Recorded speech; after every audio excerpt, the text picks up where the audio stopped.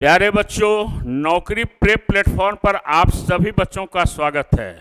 जैसे मैंने पिछले क्लास में भी आपको क्वेश्चंस को किस प्रकार से एग्जामिनेशन में सॉल्व किया जाता है, इसी टेक्निक को बताते आए हैं। और आज भी हम आपको वो क्वेश्चन जो एग्जामिनेशन के लिए सबसे इम्पोर्टेंट है, कैसे आसानी से क्वेश्चन सॉल्व करेंगे। और हर क्वेश्चन को बनाने का अप्रोच जो है वो अलग अलग होता है, क्योंकि हर चैप्टर का कंसेप्ट भी आपका क्या है, अलग अलग है। तो कैसे क्वेश्चन को आसानी से बनाएंगे, इसको हमको सीखना है। और प्रत्येक क्वेश्चन में आपको यह भी ध्यान में रखना है, खास करके रीजनिंग में, कि लैंग्वेज क्या है, क्योंकि वर्बल रीजनिंग का अर्थ ही होता है लैंग्वेज बेस्ड। अगर आपको भाषा समझ में आ गई तो क्वेश्चन अपने आप आपको समझ में आ जाएगा। तो क्वेश्चंस को कैसे हम सॉल्व करेंगे, इसी को हम बारीकी से देखते हैं और ध्यान देंगे हर लैंग्वेज पर कि लैंग्वेज में हमसे कह क्या रहा है और हमको करना क्या है। और इसके लिए सबसे बेस्ट है कि आपका किरण इंस्टीट्यूट ऑफ कैरियर एक्सीलेंस के बुक को आप जरूर पढ़ें। और हर बुक में आपको एक नई बातें भी मिलेगी और क्वेश्चन को बहुत अच्छे से डिस्क्राइब किया गया है। तो आइए क्वेश्चन से मुलाकात हम लोग करते हैं। तो यहाँ पर देखिए, ये जो क्वेश्चन है ये इंग्लिश अल्फ़ाबेट का क्वेश्चन है। और आप देखते होंगे इंग्लिश अल्फ़ाबेट का जो क्वेश्चन है वो हर एग्जामिनेशन में पूछा जाता है। जैसे यहाँ पर दिया है, शब्द फ्लावर है में प्रत्येक स्वर को अंग्रेजी वर्णमाला में उसके ठीक बाद वाले अक्षर से और प्रत्येक व्यंजन को अंग्रेजी वर्णाक्रम में उसके ठीक पहले वाले आने वाले अक्षर से उसको बदल दिया जाता है। यदि इस प्रकार बने प्रत्येक अक्षर को वर्णानुक्रम में व्यवस्थित किया जाए तो दाएं से दूसरा स्थान पर निम्न में से कौन सा अक्षर आएगा। अब देखिए आसानी से क्वेश्चन को कैसे सॉल्व करेंगे।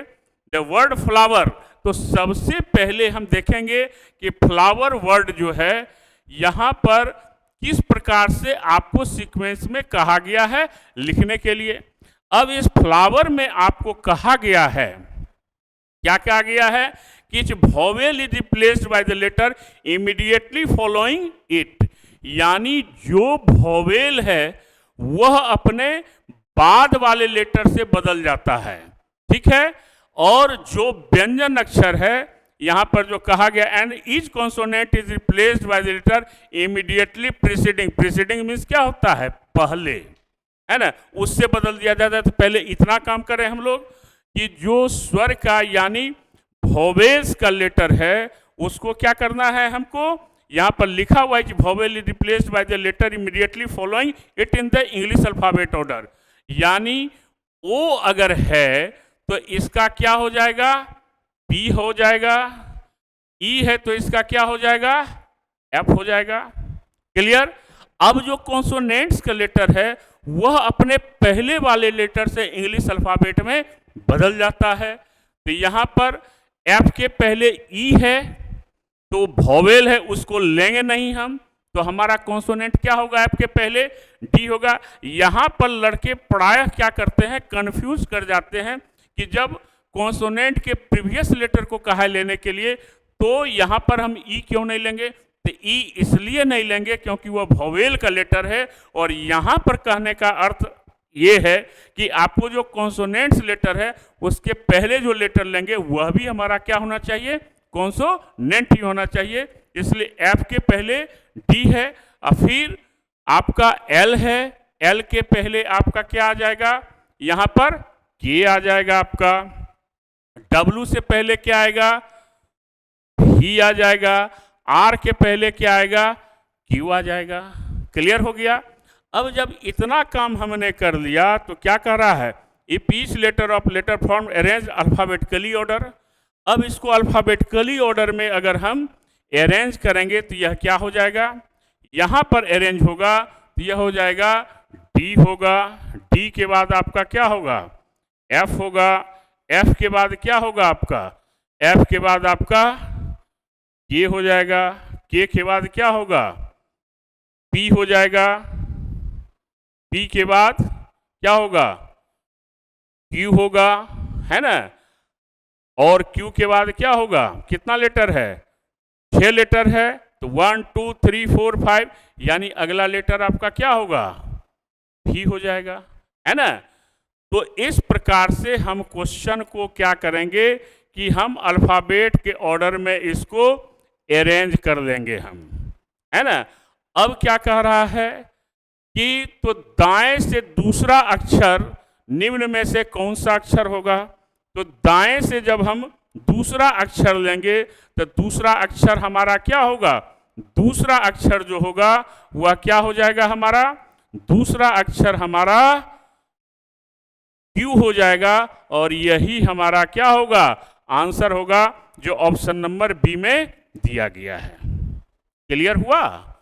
फिर समझिए, यहां पर फ्लावर वर्ड लिया गया है, और फ्लावर वर्ड में कहा कि जो कॉन्सोनेंट्स का लेटर है उसको क्या करेंगे हम कि पहले वाले लेटर से इंग्लिश अल्फाबेट में बदल देंगे, सब्स्टिट्यूट कर देंगे। तो एफ के पहले वॉवेल ई आता है, तो वॉवेल है इसलिए उसको लेंगे नहीं, तो उसके पहले कॉन्सोनेंट्स का लेटर जो है एफ के पहले वह डी आता है, तो डी से बदल गया। एल है, एल के पहले आपका क्या है लेटर कॉन्सोनेंट्स का, के है। डब्ल्यू से पहले कॉन्सोनेंट लेटर क्या है, भी है। आर है, उसके पहले कॉन्सोनेंट लेटर क्या है आपका, क्यू है। क्लियर हो गया, इसे बदल दिया गया। और जो वॉवेल्स का लेटर है वह अपने बाद वाले लेटर से इंग्लिश अल्फाबेट में बदल जाता है, तो ओ का पी हो गया, ई का एफ हो गया। जब सारे लेटर्स आ गए तो फिर कहा कि अल्फाबेटिकली ऑर्डर में अरेंज कीजिए, तो पहले डी होगा, फिर एफ होगा, फिर के होगा, फिर पी होगा, फिर क्यू होगा, फिर भी होगा। जब इतना काम कर लिए तब आपसे कहता है कि राइट से यानी दाहिने से दूसरा लेटर आपका क्या होगा, तो दाहिने से दूसरा लेटर क्यू होता है, तो यही हमारा क्या है, आंसर है। तो इस प्रकार से क्वेश्चन के आंसर को हम करेंगे, तो ध्यान से रखना, देखना है और लैंग्वेज पर ध्यान देना है जो हमने आपको बताया है। अगला क्वेश्चन आ जाइए। अब अगला क्वेश्चन जो है ये आपका क्या है, 6 सिक्योरिटी गार्ड्स है ना, 6 सिक्योरिटी गार्ड हैं, L M N O P and Q, each have night shift duty on 6 different days. 6 जो गार्ड हैं उनका ड्यूटी जो है वह नाइट में है आपका, है ना, और week starting from Monday and ending on Saturday, यानी वर्किंग डे में है आपका। और फिर कह रहा है same week but not necessarily in the same order, लेकिन कोई जरूरी नहीं कि जिस सीक्वेंस में दिया गया है उसी सीक्वेंस में आपका हो। L has night shift duty on the day immediately following N. O has night shift duty on the day immediately before P, but not on Monday. M has night shift duty on Saturday. Q has night shift duty on Wednesday. Who among the following has night shift duty on Tuesday? तो ऐसे question में हम क्या करेंगे कि सबसे पहले, चूंकि 2 जो आपका दिया गया है, कौन कौन दिया गया है, इसमें एक दिया गया है कि क्यू का नाइट शिफ्ट कब है, इसको देखना है। और एक और आपको कहा होगा कि आपका जो शिफ्ट है वह किस दिन है आपका, तो यहाँ पर देखिए एल की नाइट शिफ्ट ये है, ओ की नाइट शिफ्ट ड्यूटी पी के ठीक पहले दिन होती है, लेकिन सोमवार को नहीं होती है। एम की नाइट शिफ्ट की ड्यूटी शनिवार को, यानी कि 2 आपका कन्फर्म कर दिया है। और इसी दोनों को और हमेशा पजल्स में याद रखेंगे कि कोई स्टेटमेंट अगर कन्फर्म है तो क्वेश्चन का स्टार्टिंग हम वहीं से करेंगे, यानी जहां इंफॉर्मेशन ज़्यादा दिया गया हो क्वेश्चन का शुरुआत सॉल्व करने के लिए वहीं से करेंगे। अब यहाँ पर मंडे टू सैटरडे दिया है, तो एक इंफॉर्मेशन तो कन्फर्म है, तो हम लोग क्या करेंगे कि मंडे को ले लिया गया, फिर ट्यूसडे आ गया आपका, फिर वेडनेसडे आ गया आपका, फिर थर्सडे आ गया आपका, फिर फ्राइडे आ गया, और फिर आपका सैटरडे आ गया। अब सबसे पहले क्या करेंगे हम कि जिसके विषय में कन्फर्म किया है पहले हम उसको ले लेंगे। ये हो गया डे का, और ये हो गया नाइट शिफ्ट किस दिन है आपका, ये डे हो गया। और ये आपका क्या हो गया कि ये आपका गार्ड का हो गया, है ना। ये कौन हो गया आपका, ये आपका गार्ड हो गया। अब कौन कौन गार्ड है आपका, ठीक है, इसको देखना है।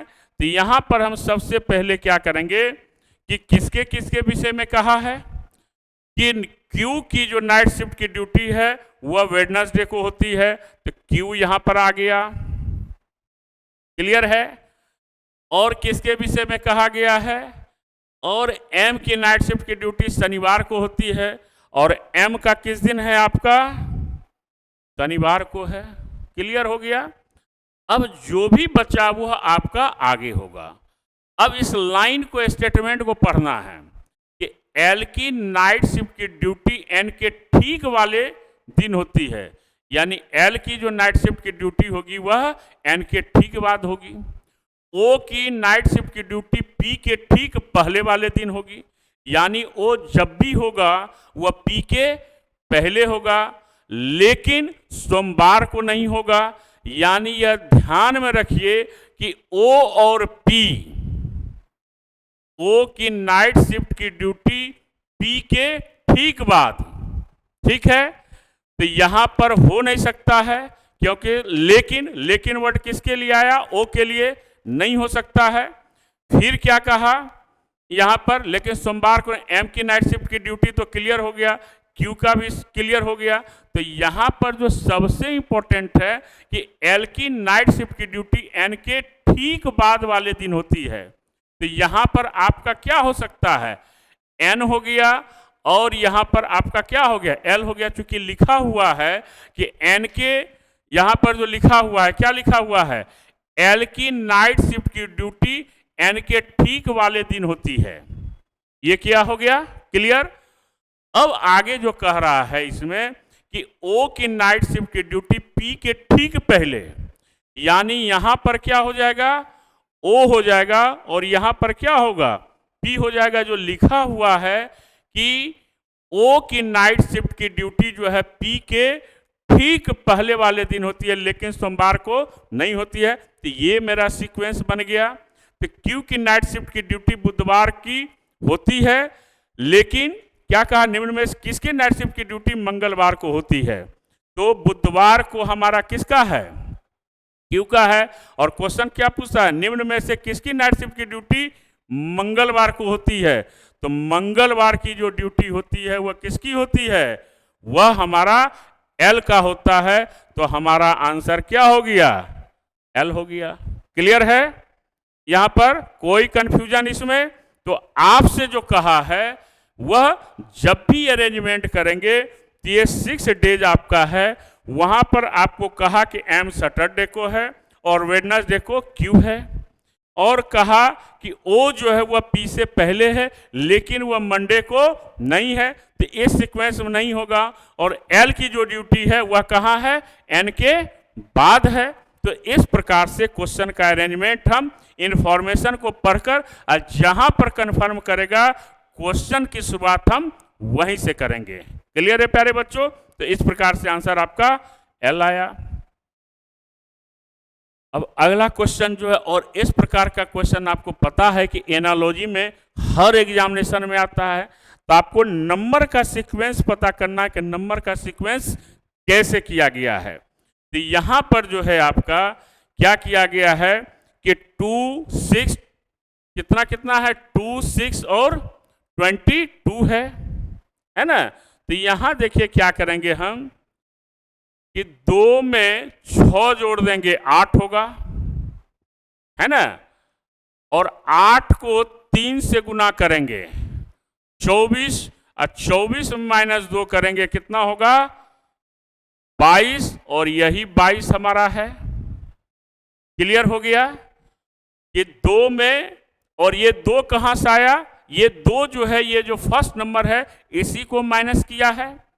कि 2 में 6 जोड़ेंगे 8, 8 को 3 से मल्टीप्लाई करेंगे 3 से 24 होगा, और 24 को 2 से माइनस किए 22 होगा। वैसे ही आपका 4 है आपका 13 है और 47 है आपका, है ना। तो यहाँ पर अब देखिए आप क्या करेंगे कि यहाँ पर 4 + 13 कितना हो गया, ये 17 हो गया।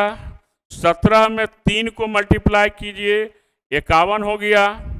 अब फिर 51 में क्या करेंगे हम, 4 को माइनस करेंगे, कितना होगा, 47 होगा।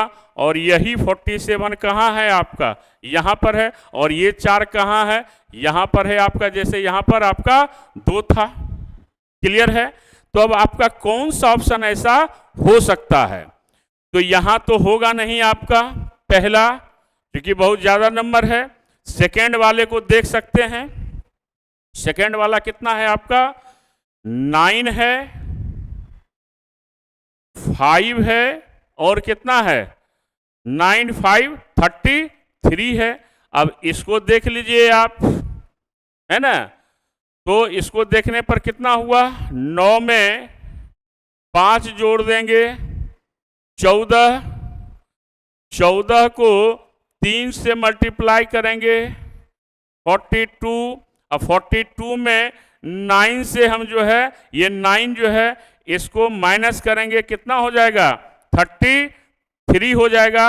और यही हमारा 33 जो है वह क्या होगा, आंसर हो जाएगा बी, ना सी होगा और ना आपका डी होगा। तो क्वेश्चन को बनाने के लिए आपको क्या करना होगा कि नंबर के सीक्वेंस को देखना होगा कि यहाँ पर 9 में 5 जोड़ दिए, 14 हो गया। 14 में 14 में 3 से मल्टीप्लाई किए, आपका 42 हो गया। और 42 में 9 को माइनस कर दिए तो कितना हो गया, 33 हो गया। तो क्वेश्चन को बनाने के लिए आपको इन बातों को ध्यान में रख के क्वेश्चन को क्या करना होगा, सॉल्व करना होगा। तो क्वेश्चन बिल्कुल ही आसानी से आपका सॉल्व हो जाएगा। क्लियर है प्यारे बच्चों। अगला क्वेश्चन हम लोग चलते हैं। अब देखिए ये क्वेश्चन जो है आपका, ये रैंकिंग का क्वेश्चन है और बहुत ही इसमें केवल आपको कंसेप्ट में ध्यान में रखना है, प्लस और माइनस का ख्याल रखना है। तो यहाँ पर क्या कहा गया है कि एक पंक्ति में मनीष आगे से 18वें स्थान है और अमन पीछे से 12वें स्थान पर है। अब यहाँ पर कंसेप्ट याद रखिएगा कि जब दो व्यक्ति दोनों एंड से अलग अलग हो और कोई मिडिल में बैठा हुआ व्यक्ति भी अगर आपका है तो सबको क्या करते हैं, जोड़ देते हैं। तो टोटल मेरा क्या होगा, निकल जाएगा। या मनीष जो है वो आगे से कितना है, मनीष जो है वह कितना है, आगे से 18 है आपका, है ना। और अमन जो है वह कितना है आपका, पीछे से आपका 12 है। अब कहा कि उनके बीच में 8 व्यक्ति है। अब इस दोनों के बीच में जो होगा वो 8 व्यक्ति होगा। तो कह रहा है इसमें तो पंक्ति में कितने व्यक्ति हैं, तो सिंपल है 18 + 12 + 8, तो 18 12 30 और 30 8 38 हो गया, 38 हो गया। और यही 38 हमारा क्या हो गया, आंसर हो गया, है ना। कि फर्स्ट से जो है, फ्रंट से जो है यह 18 है, कौन, मनीष है। और अमन जो है वो आपका बैक से कितना है, आपका 12 है। और दोनों के मिडिल में जो है अमन कितना है, 8 है आपका। तो कह रहा है कि बताइए कि टोटल पंक्ति में कितने लोग हैं, how many peoples are there in the row. तो क्या करेंगे हम, 18 12 + 8 को जोड़ देंगे, हमारा आंसर निकल जाएगा। क्योंकि जब दो व्यक्ति अलग अलग हो आपका, है ना, तो उसमें क्या करते हैं कि यहाँ पर जो है आपको बीच वाले को भी हम उसमें जोड़ देते हैं, तो हमारा निकल जाता है मनीष और अमन है। और पंक्ति में अमन आपका क्या है, मिडिल में, पीछे से 12वें स्थान पर। उनके बीच 8 व्यक्ति हैं और उस दोनों के बीच में जो व्यक्ति है, कोई एक व्यक्ति है, वो 8 है। तो सबको जोड़ देंगे तो हमारा आंसर निकल जाएगा। तो इस प्रकार से रैंकिंग के क्वेश्चन को बनाने के लिए प्लस और माइनस का आपको ख्याल रखना होगा। क्लियर है। अगला क्वेश्चन क्या है, अगला क्वेश्चन लॉजिकल है आपका रीजनिंग का है और स्टेटमेंट कंक्लूजन है। और यहाँ पर कहा गया है, क्या कहा गया है कि यह रिपोर्ट किया गया है कि भारी और अनियमित वर्षा ने कई कृषि फसलों को नष्ट कर दिया है और किसान कर्ज में है। स्वाभाविक है कि जब भारी बारिश होगी, है ना, तो उससे किसान जो है वह क्या होगा, उसको नुकसान होगा, क्योंकि फसल उसमें क्या होता है, नष्ट होता। अभी हाल ही में देखा होगा आपने कि बहुत बारिश हुई है और उससे क्या हुआ, गेहूं का जो फसल था वह काफ़ी उसको नुकसान हुआ है। तो स्वाभाविक है कि यहाँ पर आपको कहता है पहला कि किसानों को कर्ज चुकाने की जरूरत नहीं है। तो यहाँ पर ये बिल्कुल गलत है। जब किसान को नुकसान होगा फसल में, तो जो उसमें उसने पूंजी लगाया है, जिस पर वह क्या होता है कि अपने जीवन को जीता है जिस फसल पर, वह अगर नुकसान होगा तो निश्चित तौर पर उसको क्या करना पड़ता है, कर्ज लेना पड़ता है। लेकिन यहाँ पर कह रहा है कर्ज चुकाने की जरूरत नहीं है, तो ऐसा कुछ भी स्टेटमेंट में कहा गया नहीं है। तो पहला बिल्कुल गलत है। दूसरा है कि किराने के सामान और अन्य आवश्यक खाद्य पदार्थों जैसे दालों और अनाजों की कीमतें बढ़ेंगी। स्वाभाविक है, जब कृषि फसल जो है नष्ट होगा तो ऑटोमेटिक है उसका दाम मार्केट में क्या होगा, बढ़ेगा।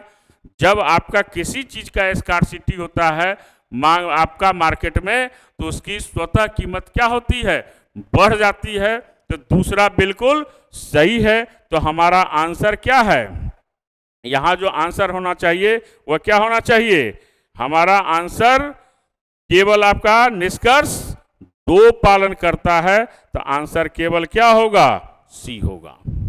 बात आ रही है समझ में। पहला इसलिए नहीं होगा, किसानों को कर्ज चुकाने की जरूरत नहीं है, तो ऐसा कुछ भी नहीं कहा गया है। किराने के सामान और अन्य आवश्यक खाद्य पदार्थों जैसे दालों और अनाजों की कीमत बढ़ेंगे। तो यहाँ पर केवल निष्कर्ष 2 पालन करता है। तो आंसर मेरा सी होगा। तो ऐसे ही क्वेश्चन को हम लोग क्या करेंगे, सॉल्व करेंगे। और लॉजिक के लिए जरूरी है कि आप उस कंसेप्ट को समझें। कथन मतलब क्या होता है, व्यक्ति के मन में जो विचार आता है और उसका जो प्रकटीकरण किया जाता है उसको कथन कहते हैं। और उसी से संबंधित अगर कोई बातें कही गई है जिसमें आपका रिजल्ट भी है, तो वह आपका क्या कहलाता है, कंक्लूजन कहलाता है।